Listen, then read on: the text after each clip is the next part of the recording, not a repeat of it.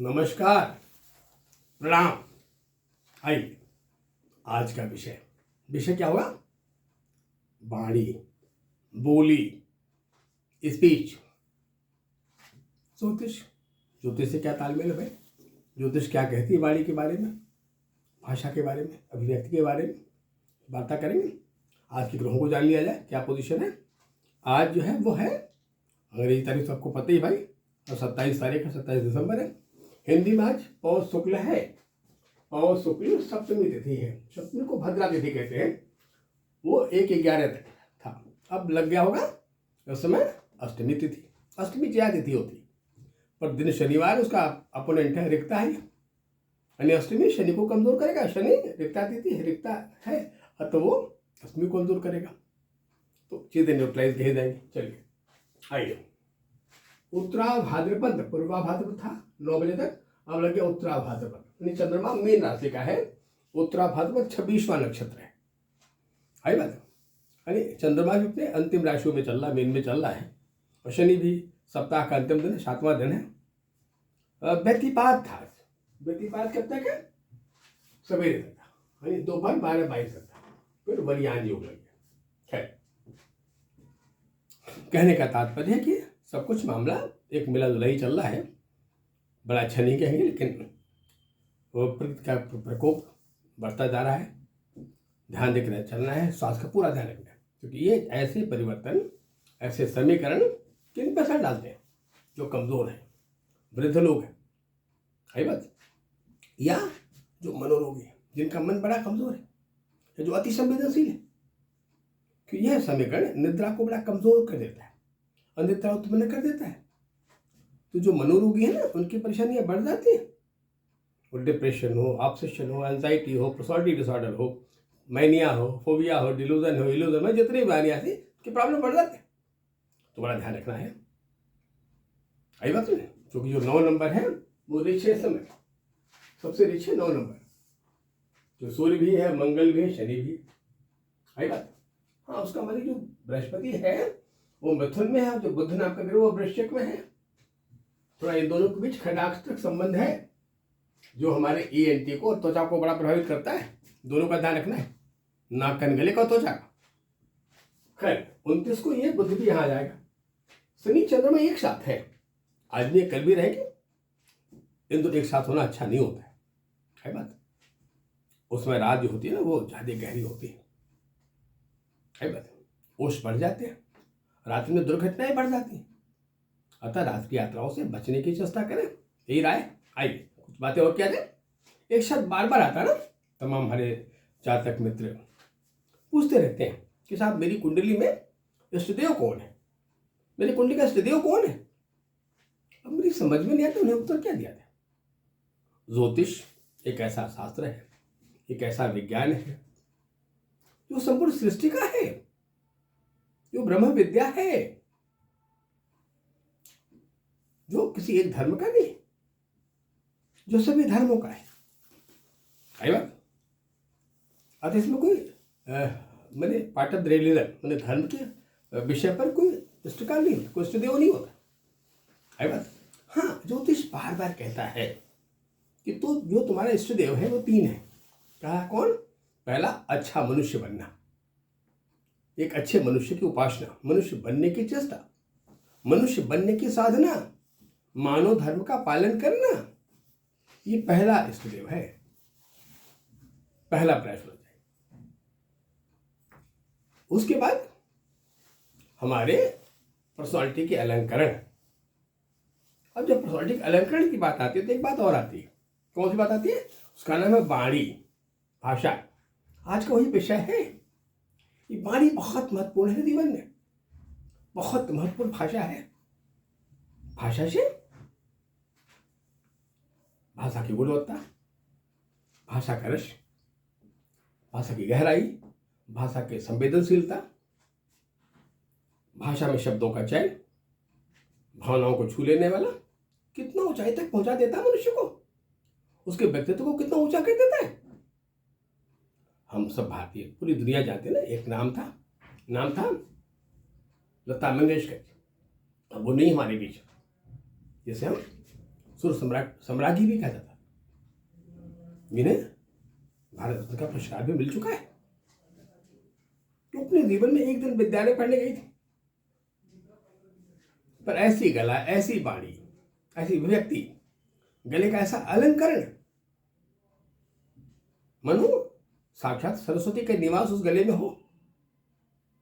ऐसी गला जो पूरे विश्व में पूजित कहा जाएगा, जो विश्व में सम्मान दिलाने वाला कहा जाएगा।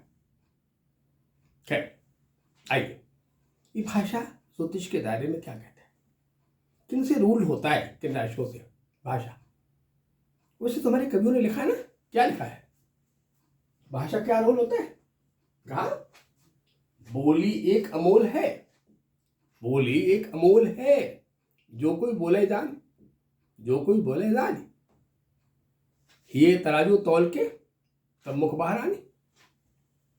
कहते भाई ये बोली बड़ी अमूल्य है, कोई मूल्य नहीं इसका है, पर जिसको बोलने आता हो, अच्छा है कि अपने कहने वाली बात को, वाणी को थोड़ा हृदय के तराजू तौल ले, किसी दिल को दुख तो नहीं पहुंचाएगा, तब मुख बाहर आए, क्योंकि दुख पहुंचाना ही अपराध है जाने का। सही बात है। और रोपकार्य पुराय पापा या परपीड़ना, दूसरे को दुख पहुंचाना ही सबसे बड़ा पाप माना गया है। विद्या परेशान परपीड़ना है, उनकी विद्या बेकार विद्या होती है, वो विद्या जान के भी अविद्या वाले हो जाते हैं, जिनकी विद्या दूसरों को पीड़ा पहुंचाए। इसका मतलब हमारी भाषा का बहुत मूल्य है जीवन में मित्रों, बहुत मूल्य। इसको बहुत, इसका ध्यान रखना बड़ा आवश्यक होता है। क्या लिखा हमारे कविवर में, क्या लिखा, मन कटु वाणी से आहत हो, मन कटु वाणी से आहत हो, भीतर तक छलनी हो जाए। मन कटु वाणी से आहत हो, भीतर तक छलनी हो जाए। फिर बात कही प्रिय वचनों का, फिर बात कही प्रिय वचनों का, रह जाता कोई मूल्य नहीं। फिर अपनी वाणी से हम किसी को बहुत तकलीफ पहुंचा दे, बड़ा दर्द दे दे, तो उसके अंतर मन को बड़ा दुखी कर दे, हम बाद में लाख प्रयास करें, हम क्षमा प्रार्थी होते, झुक जाए, पर जल्दी उस घाव की रिकवरी नहीं होती, उसके लिए अंदर बन जाते हैं। आनी बाणी के गले से जो कुछ हम खो देते हैं, उस खोने का भरपाई आसानी से नहीं हो पाता, उसका प्रयास ठीक से नहीं हो पाता, उसकी रिकवरी नहीं होती। तभी तो हमारे कबीरदास ने क्या कहा, उन्होंने कहा, ऐसी बाणी बोलिए, ऐसी बाणी बोलिए मन का आपा खोए, ऐसी बाणी बोलिए मन का आपा खोए, औरों को शीतल करे, औरों को शीतल करे, आप शीतल होए। ये तुम्हारे कबीरदास जी ने कह दिया। रहीम जी क्या कहते हैं, रहीम जी कहते हैं, बिगड़ी बात बने नहीं, बिगड़ी बात बने नहीं, जो चीजें बातों से बिगड़ जाती हैं वो जल्दी बनती नहीं है, बनना नामुमकिन होता है। बिगड़ी बात बने नहीं, लाख करे किनको है, लाख करे किनको है। रहीमन फाटे दूध का, रहीमन फाटे दूध का, मथे न माखन हो। कितनी अच्छी बात कहा मरे रहीम जी ने। बात वैसे कि जब व्यक्तित्व के अलंकरण की बात होती है, व्यक्तित्व के उच्चकृत की बात होती है, व्यक्तित्व की उत्कृष्टता की बात होती है, तो वहां भी लिखा गया ना, विद्या बपसा वाणी बिनेन वस्त्रेण, विद्या बपसा वाणी या वाचा भी कह सकते, विद्या बपसा वाणी बिनेन वस्त्रेण, यानी बिना वाचा के हम व्यक्तित्व में तमाम सारी सुंदरता खत्म हो जाए। मानो कोई बनावट का, शरीर की बनावट का, बपसा का बहुत खूबसूरत हो, बड़ा विद्यावान हो, बड़ा विद्या से आभूषित हो, पर वाणी जहरीला हो, वाणी में कटुता हो, वाणी में सौहार्द न हो, वाणी माधुर्य न हो, वाणी मिठास न हो, तो उस व्यक्तित्व का अलंकरण खत्म हो जाएगा। जैसे एक अच्छे भोजन में नमक की मात्रा ज्यादा होगी, भोजन का स्वाद गड़बड़ हो गया। अतः वाणी का बहुत रोल होता है। अब इस वाणी को ज्योतिष कैसे लेता है, वाणी का निर्माण कैसे होता है, वाणी बनती कैसे, कैसे कोई बड़ा संगीतज्ञ हो जाता है, कोई बड़ा उम्दा वक्ता हो जाता है, कोई बहुत उम्दा एक्टिंग करने वाला, डायलॉग बोलने वाला हो जाता है। Different different different. ये कैसे बनता है? आइए, हमारे ज्योतिष में 3 राशियां हैं जिनको हम वायुस कहते हैं। वायुस राशियां, वायु स्वर, वायु स्वर है, यही से बाड़ी का जन्म होता है। उसमें जो सबसे पहली राशि है उसको हम कहते हैं 3 नंबर। 3 नंबर उसको मिथुन कहते हैं। ये कालपुरुष कुंडली में अगर देखा जाए तो कुंडली में तीसरा भाव होता है। ये देखा जाए ना तो ये है तृतीय भाव, ये है तृतीय भाव। एक शुरू होता है तो ये 3 हो गया। फिर 7 नंबर वायु दूसरी राशि, 7 नंबर। फिर 11 नंबर क्वेरियस। ये 3 वायु राशियां हैं। मन तो वायु का जो संचालक है उसको शनि कहते हैं, और हमारे संस्कार में वायु का स्पर्श कहते हैं। वाणी यही तो काम करता है, छू लेता है मन को, स्पर्श कर लेता है अंतर मन को, अंतर दिल को, अंतर मन को। उनकी बातों से रोम रोम प्रसन्न हो गया। कितनी प्रिय वाणी थी, कितना रस था उनकी वाणी में, कितनी अंतरिकता थी उनकी वाणी में। गजब की स्माइलिंग थी भाई, क्या मुस्कुराहट थी, बहुत गजब का था। आइए पहले हम मिथुन की बात करते हैं। मिथुन 3 नंबर, इसका मालिक नाम ग्रह का नाम बुध है, मरकरी है, जिसे हम ज्योतिष में कहते हैं रसा अधिपति ही। यानी वाणी को रस की तो बड़ी जरूरत है भाई मित्रों। मिथुन के नक्षत्र है, पहला है मृगशिरा, मृगशिरा का 2 चरण। फिर है आर्द्रा, आर्द्रा। फिर है पुनर्वसु, पुनर्वसु। ये 3 नक्षत्र हैं जिनके 9 चरण है। मृगशिरा के 2 अंतिम चरण, आर्द्रा के 4 चरण और पुनर्वसु के 3 चरण। ये मिला के मिथुन बनता है। बिल्कुल ये बना है। वहां भी इसके 3 रूप है। वहीं पे हमारी सांस की नली है, वहीं हमारा ओकल कॉर्ड है, वहीं हमारी भोजन नली भी है बात। खैर, अभी भाषा 3 तरह की होती है। कैसी भाषा होती है 3 तरह की भाई? एक होता है सौम्य, सामान्य भाषा, सौम्य और सामान्य भाषा। फिर दूसरा आता है मधुर भाषा, मिठास वाली भाषा, मन उसमें रस मिला। फिर होता है उत्तेजित भाषा, वो भाषा जो हमें उत्तेजित करे। जब हम कोई बकअप करते हैं, शाबाश तुम बहुत अच्छे हो, आप बड़े काबिल हो, आप बड़े योग्य हो, आप तो इस लड़ाई को जीत ही जाओगे, इस परीक्षा में आप सफल हो जाओगे। जो भाषा में एक्साइटमेंट प्रोवाइड करे, उत्साह, उत्तेजना हमारे अंदर पैदा करे। इसका मुख्य 3 स्वरूप, अभी इसके और भी स्वरूप है जो आगे हम वर्णन करेंगे।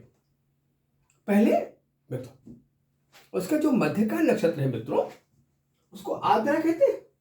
आर्द्रा, आर्द्र, आर्द्र माने गीला होता है। गीला माने जहां लिक्विडिटी हो। जमीन आर्द्र है यानी जमीन गीली गीली है, यानी बिना गीलेपन के, बिना आर्द्र के, बिना रस के, बिना लिक्विडिटी के वाणी में सरसता नहीं आएगी, विनम्रता भी नहीं आएगी। गला सूख जाए, गला रूठ जाए, कहा साहब गले ही सूख गया, आवाज साफ निकल नहीं रही है बात। तो पहला है मिथुन। अब आगे बढ़ते हैं मित्रों, हम बात करते हैं तुला। ये दूसरा है, इसका मालिक शुक्र नाम का ग्रह है, शुक्र। अब देखिए यहां भी क्या क्या है भाई, यहां नक्षत्रों में चित्रा है, चित्रा। यहां नक्षत्रों में स्वाति है, स्वाति। यहां नक्षत्रों में विशाखा है, विशाखा। चित्रा के 2 चरण, पे पो री चित्रा, 2 चरण निरावरी। स्वाति जो मध्य का नक्षत्र, रू रे रोता, स्वाति, स्वाति। और फिर विशाखा। ये 9 चरण है, 2 चित्रा के, 4 स्वाति के और 3 विशाखा के। तुला का निर्माण है। ये कैसी वायु है, इसकी भाषा कैसी है तुला का? संतुलित भाषा, सबको प्रिय लगने वाली भाषा, सबसे अधिक विनम्रता, तुला के पास। तुला बड़ा विनम्र भाषा है, बहुत विनम्र भाषा है, दूसरे के भावनाओं को समझने वाला, यानी संवेदनशील, दूसरे की वेदना को समझने वाला।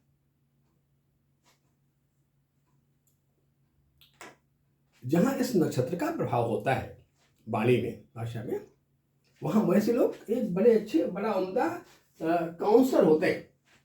उनमें काउंसलिंग करने की क्षमता बहुत बड़ी, उनकी वाणी में बड़ी संपन्नता होती है। दूसरे के दर्द को बांटती, उनकी बात तो वो रो पड़ा है। अरे वो रोने वाला गया था, उनकी बातों से हंस पड़ा, हंसने लगा। बड़ा निराश था, बहुत मायूस था जीवन से। जब बातें कर लिया, बाहर निकला, तो लगता उसके चेहरे पर एक तेज आ गया हो, एक तेजस्विता आ गई हो कि नहीं साहब, हम संघर्ष करेंगे। एक घटना मुझे याद आ रही, इस बात पर आ रही। एक भोजपुरी के बड़े ख्यातिलब्ध कवि थे, पिक्चरों में मैंने गीत उस समय लिखा था, पुराना एक नदिया के पार पिक्चर आई थी, वो उन कवि का नाम था मोती भी, भोजपुरी के नाम ग्रामीण कवि थे इस समय, बहुत एक बरस के रहने वाले थे। एक बार उनके साथ मेरी यात्रा थी, उन्होंने बड़ा के ज्येष्ठ पुत्र हमारे बड़े मित्रों थे, उनका सब एक बार मेरे घर चले, वो भी साथ थे, लोग जा रहे थे। रात में एक सज्जन आए, उन्होंने उनका पैर छुआ, उन्हें प्रणाम किया। उन्होंने कहा कि मैं आपको पहचान नहीं रहा हूँ। कहा आपने मुझे कभी देखा नहीं, पर मेरे आप गुरु हैं। कहा मेरे कैसे शिष्य, मैंने आपको देखा नहीं। कहा हाँ। क्या आप ऐसे शिष्य जहाँ श्रद्धा उत्पन्न हो गई, और श्रद्धा ने मुझे जीवन दान दे दिया, और आपको मैंने गुरु मान लिया, शादी जाके नहीं, करीब बिता के नहीं। ऐसा कैसे हुआ? कैसा भी घटना में बनी। मेरे जीवन में कंपटीशन बैठा था, सिविल में, पीसीएस में बैठा था, और फेल होते होते मैं निराश हो गया था।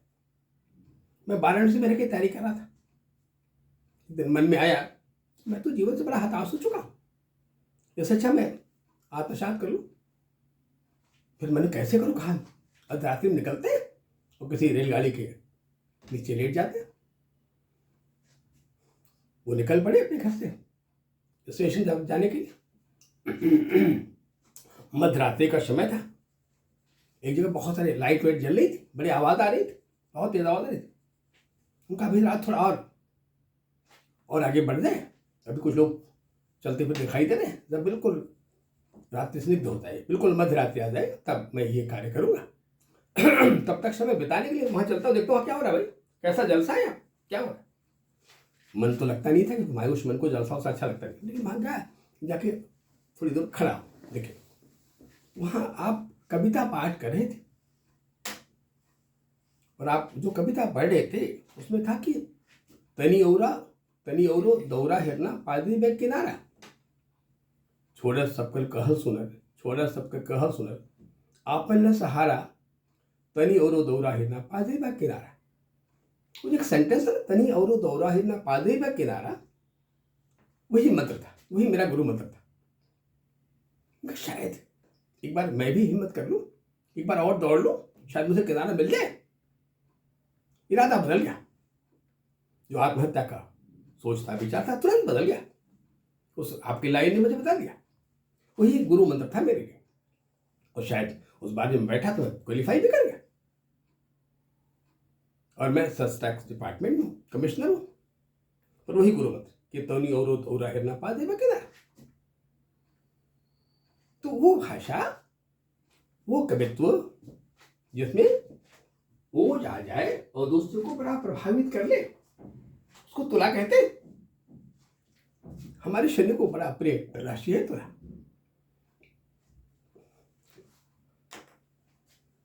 क्योंकि ये शनि रात्रि के अधिपति है। तुला वह संवाद है, तुला वो भाषा के व्यक्ति है जो दो प्रेमी प्रेमिकाओं के बीच होता है, जो दो नायक नायिकाओं के बीच होता है, जो अच्छे सिनेमा चलचित्र के पात्रों के बीच होता है। आई बात, जिसमें एक त्यागशीलता होती है।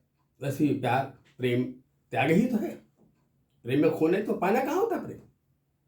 खैर, अब बात करते हैं तीसरे वाले का, जिसको हम कुंभ कहते हैं, एक्वेरियस। वाणी और एक्वेरियस, इसको हिंदी में कुंभ कहते हैं। आइए, किन नक्षत्रों से बनता भाई? वही धनिष्ठा, धनिष्ठा, शतभिष, शतभिष और पूर्वा भाद्रपद। आइए, धनिष्ठा के 2 नक्षत्र, गागे गोगे मैंने अंतिम 2 चरण, शतभिष चारों, गोसा शीश चारों चरण, और पूर्वा भाद्र के 3 चरण। कितने हुए? 9। ये 9 चरण मिलके कुंभ का निर्माण होता है। वायु राशि है कुंभ, पर बड़ा संपन्न है। ये गोल में छोटा सा घड़ा, उसमें इतना रस भरा होगा, इतना जल भरा होगा, ये तो पता नहीं था। इतनी गहराई होगी जल की, छिपाया रहता था। अब ये 3 अवस्थाएं इसकी होती हैं। एक होता अपरेंटल, व्यक्त भाव, एक होता है बीच में मध्य भाव, एक होता है गहरा भाव, गहराई का भाव। बड़ा कम बोलने वाले पर बड़ी मूल्यवान वाणी बोलने वाले, बड़ी सारगर्भित भाषा बोलने वाले,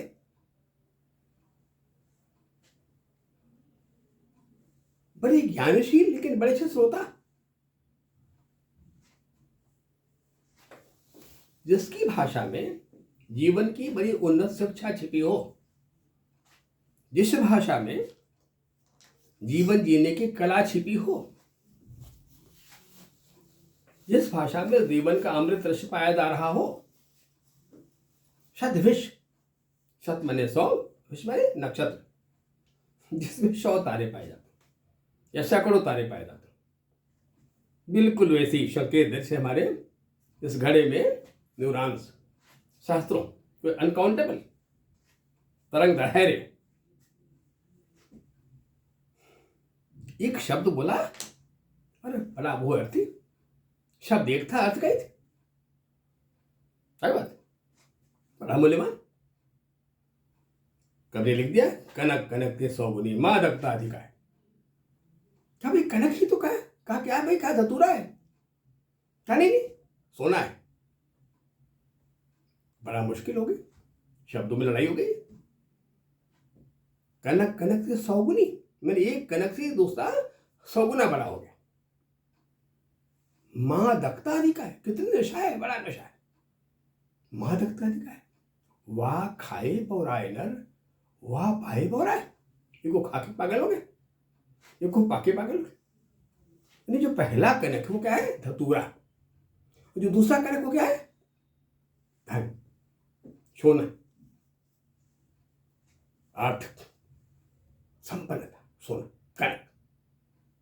एक को पाके, एक को खा के, एक खाया और विक्षिप्त हो गया, पागल हो गया। ये धन भी वैसे ही तो करता है। बड़ा सोना, बड़ा धन प्राप्त हो गया, जीवन में क्या हो गया? मूर्छा, विक्षिप्तता आ गई। मनुष्य का पूरा जीवन अंतर्मन मटेरियलिस्टिक हो गया। उसके भावों में, अभिव्यक्तियों में, उसकी बातों में, जब भी वाणी बोलता है सिर्फ अर्थ की बात करता है, अर्थ की अभिव्यक्ति करता है। कोई अभाव नहीं, कोई कमी नहीं है, पर सुखी नहीं है। अपनी वेदना कहता है। कैसी वेदना कहता है? कहा गुरुदेव बहुत दुखी हूं, नींद नहीं आ रही, मन जीने से भाग रहा है। क्या हो गया भाई? व्यापार में बहुत क्षति हो गई। क्या? अरे साहब लाखों की क्षति हो गई, बहुत लाखों की क्षति हो गई साहब, बहुत दुखी। उनकी पत्नी भी थी, थोड़ा मौका मिला, मैंने पत्नी से पूछा भाई इतने दुखी क्यों है, क्या बात हो गई? आप तो दुखी नहीं, आप तो पत्नी है, और पत्नी पति के समान ही दुखी होती है कि पति दुखी पति दुखी हो जाती। हाँ अब ठीक है, मैं दुखी नहीं, क्योंकि हमारी इनके सोच के दायरे मायने बड़े अलग अलग। इन्होंने एक व्यापार में 5 लाख रुपए लगाया था, और उनकी अपेक्षा थी कि उस व्यापार में 12-15 लाख की कमाई हो जाएगी, 10 लाख से ऊपर ही जाएगा। इत्तेफाक से वो 5 लाख तो वापस मिल गया, डूबा नहीं, 1-2 लाख की कमाई भी हो गई। पर कहाँ 15 लाख की कल्पना, कहाँ 6-7 लाख में। तो बेचारे बड़े दुखी, बड़े मूर्छित हैं, बड़े अवसादग्रस्त हैं। लेकिन मैं थोड़ी प्रसन्न हूँ। उनका क्या हुआ? क्या मुझे मालूम था शायद ये 5 लाख पता नहीं बचे न बचे, ये भी डूब जाता। जब इनका 5 लाख बचा, 1-2 लाख कमा लिया, तो मैं बड़ा खुश हो गया कि चलो वो भी बच गए, 2 लाख तो पा ही गए, तो लाख के सौदे में घाटे में खा रहे हैं। तो मेरे लिए वो एक अच्छा विषय था, पर इनके लिए बड़ा दुख का विषय था।